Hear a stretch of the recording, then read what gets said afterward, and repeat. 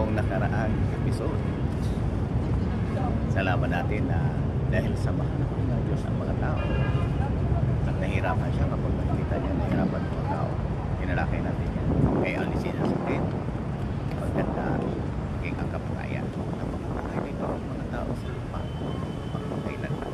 Kumusta naman yung mahal natin sa lupa ay na namatay na? Kung nga naman, ibig sabihin ba nakalimutan na sila ng Diyos? Well, hindi. Kasi ang nangako mismo nito ay ang ating Panginoon Jesus. Ano ba ang sinabi niya?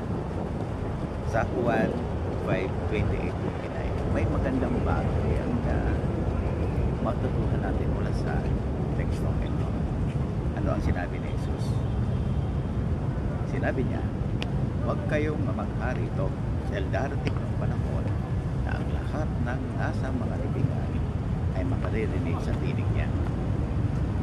Huwag daw tayo magulat dahil darating yung panahon na lahat ng namatay na nasa libingan ay makaririnig sa tinig niya.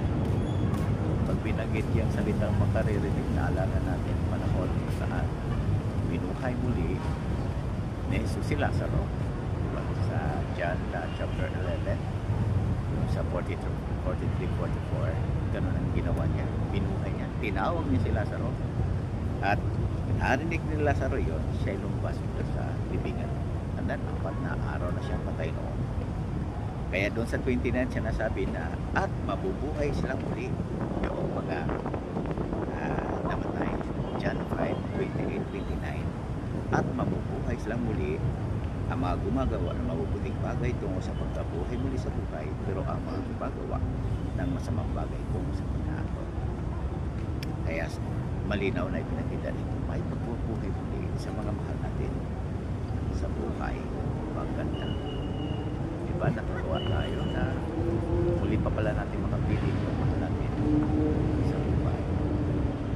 Nasa pasam natin mangyari yan dahil marami na rin ako mga mahal sa buhay na gusto ko makita sa harap.